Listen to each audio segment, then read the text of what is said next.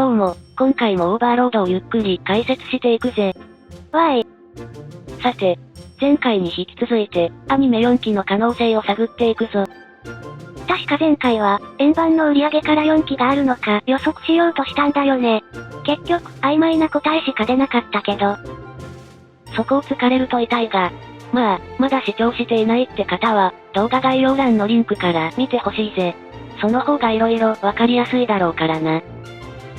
で、早速考察に移っていくが、今回はアニメ制作陣や原作者の発言から、4期の可能性を考えていこうと思う。ネット上の記事やインタビューの中にはアニメの制作背景や裏話が語られているものがあるんだが、色々見ていると、興味深い内容を発見することもあるのだぜ。具体的には？まず一つ目は、制作側で、2期をやるなら3期もやる、ってことが決まっていたということだ。1期の人気ぶりを見て、これは売れる、と思ったのか、それとも、大虐殺までは映像化したい、って気持ちがあったのかは不明だが、とにかく2期3期は、ひとまとめに考えられていたようだ。なるほどね。言われてみれば、2期の終了直後に3期の PV が公表されてたし、2期、3期ってよりは、分割にクールって感じだったよね。2期の結果を見て、3期を決定したってよりは、初めから両方の放送が決まってたみたいな。そして、1期の放送中に続編の制作が決定した、って情報もあるから、それらを踏まえると、3期があったのは、1期がヒットしたから、と考えることもできるだろう。つまるところ、3期制作の決定には、2期の売り上げはあまり絡んでいない可能性がある。まあ、そう考えることはできるのかもね。でも、それが一体何なのよ？だな。1期が大ヒットしたからこそ、2期3期の制作が決まったわけだ。だが、いざ2期3期を放送してみたら円盤の売り上げは半減だし、視聴者の評価も、1期ほど高くなかった。こんな状況で、制作陣は続編を作りたがるだろうか？私が制作側だったら作りたくないかも。でもさ、どの作品でも、長引くにつれて売り上げが落ちるのは当然なんじゃ。その通りだ。だからこそ、大抵のアニメは人気があっても2期くらいで終わってしまうんだ。そして、3期が作られる場合ってのは、作品自体が相当人気な場合、か、2期でも売り上げが維持できている場合、がほとんどなのだぜ。ちなみに、具体的なデータを示すとこんな感じになる。オリジナルアニメや、ジャンプ原作の人気アニメ、とかは参考にならないと思って除外したんだが、それ以外はできるだけ集めたつもりだぜ。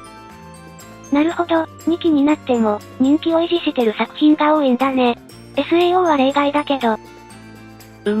もちろん全ての作品のデータを集めたわけではないし、作品ごとに事情も異なると思うんだが、2期になって売り上げが激減する作品がほとんどなのに対し、3期が決定した作品は、人気を維持しているものが多いように思える。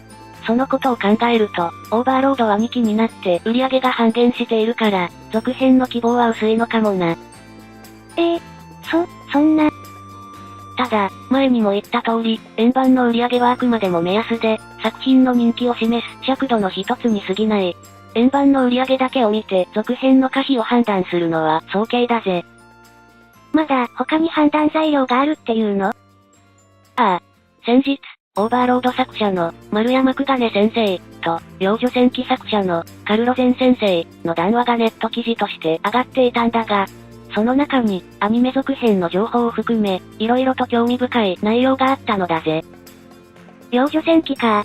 アニメは私も見たことあるけど、確か異世界転生系の話だったっけ？オーバーロードと幼女戦記は共に角川から刊行されており、両先生方には、個人的な親交もあるそうだ。書籍改善から互いを意識していたっていうから、結構深いつながりがあるんだろうな。で、肝心の内容だが、談話の中で、久金先生が、幼女戦記が3クールやったら、オーバーロードのアニメも続きを考えるってことで、って発言しているのだぜ。かっこ笑い？でも、幼女戦記って確か、1期が放送されたっきりで、2期の制作はまだ決まってなかったよね。そんな調子で3期までやるのかな？いや、つい最近だが、幼女戦記の劇場版が2019年の2月8日より公開されることが決まったんだ。それも、1期の総集編、って感じではなく、原作者監修の新規ストーリーが描かれるらしい。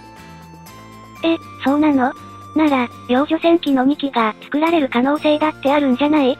オーバーロードだって劇場版公開後に2期が作られたわけだし。劇場版は公開するが、その代わり2期はなしで、って可能性も考えられるがな。ただ、仮に2期があるとしても、2クールで制作されない限りは、3クールに届かないから、幼女戦記が3クールに到達するのは、かなり先のことだろう。そもそも、かっこ笑い、ってつけてるあたり、久我根先生も冗談半分で言っただけかもしれないしな。文脈的に考えると、確かに本気の発言ってわけじゃなさそうだね。そして、4期の可能性を、冗談めかして言うってこと自体、まだ4期の制作が決定していない、って証拠だとも考えられる。もちろん、この先制作が決定されるかもしれないが、久我根先生の発言を見る限り、現状では、まだ決まってないんじゃないかな。現実は過酷だよ。さらに、オーバーロードは1期時点で、低予算アニメだ、と言われていて、2期3期になっても、大幅に予算が増えた感じはしないから、制作陣も、スタジオを代表するような対策を作る、ってよりは、低予算でなるべく儲けを出す、ってスタンスだったのかもな。あくまでも私の想像だが。さて、一旦これまでの話をまとめるが、制作陣や原作者の発言から判断すると、現段階では、4期制作は決まっていない、って可能性が高く、2期の円盤の売り上げを見ると、4期は厳しいかも、という感じだろう。もちろん、この先3期の円盤が大ヒットすれば状況も変わるから、引き続き注視していきたいところだな。確かにね。それに、オーバーロードって作品自体の人気は高いから、再三軽視で続編が作られる可能性もあるだろうし。さてと、そろそろ4期の予測は終わりにするか。結構色々な方面から可能性を探れたと思うしな。この次に、久我根先生とカルロゼン先生の談話の内容について少し話したいことがあるのだぜ。何か重要な情報でも載ってたの？ああ、重要も重要。作品の今後に関わる超重要な情報だ。どうやら、オーバーロードの原作はあと5巻以内に完結するらしい。そんな重要な情報が載ってたの？久我根先生は、重要情報でも Twitter やネット上の感想返しでさらっと流してしまう方だからな。おそらくだが、冗談とかではなく、本気の発言だろう。残り5巻か。原作を持ってないから、あまりピンとこないけど。現在の最新巻が13巻だから、残り5巻って言うと完結まで残り 40% ってところだな。ただ、あくまでも、最長5巻、ということだから、それよりも短くなる可能性もあるだろう。好きな作品の終わりが見えるってのは寂しいね。でも、4期の放送がまだ先になりそうなら、私も原作を買っちゃおうかな。ついに決心がついたか。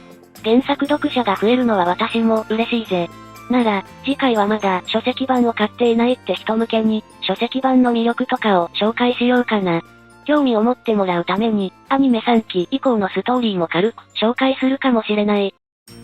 ネタバレは遠慮したいんだけど。そんなに詳しくは話さないつもりだ。あくまでも概要だけ、Amazon の商品説明に載ってる程度に留めようと思う。あと、書籍版はハードルが高い。で、方向けに漫画版についても話そうかな。漫画版があるんだ。それなら、活字が苦手な人でも大丈夫そうだね。まあ、詳しい話はまた次回としよう。ってわけで今回の話は以上だぜ。それと、最後に一つだけ連絡だが、以前コメント欄にて、違った系統の動画を投稿した方が収益化審査に通りやすいのではという旨のアドバイスをいただいてな。以前、オーバーロード関連の動画投稿が終わったら他の動画を作る、と言ったんだが、その予定を繰り上げることになるかもしれない。つまり、次回が、オーバーロード関連の動画じゃ、なくなるかもしれないってこと？まだ詳しくは決めてないがな。元のチャンネルの方に、一期の解説動画も投稿しなければならないから、そことの兼ね合いだぜ。作りたい動画はいろいろあるんだが、投稿者が多忙で編集時間が確保できていないらしい。それと、最近、別のアニメの解説のリクエストをいただくことが多いんだが、今言った通り投稿者が忙しくてな。アニメの解説となると、各週で、ある程度の長さの動画を投稿する必要があるんだが、これがなかなかに大変で、編集時間を確保できる保証がないため、今のところ計画はしてない感じだぜ。ただ、来春くらいになれば状況も変わるはずだから、それから検討する可能性はあるな。そこまでこのチャンネルが続いていればの話だが。ってわけで、今回はここまでだ。ご視聴ありがとうございました。ご意見、ご感想、ご指摘等ございましたら、ぜひコメント欄の方にお願いしますだぜ。わかりやすい、ためになったという方がいらっしゃれば、チャンネル登録や高評価をしていただけると励みになります。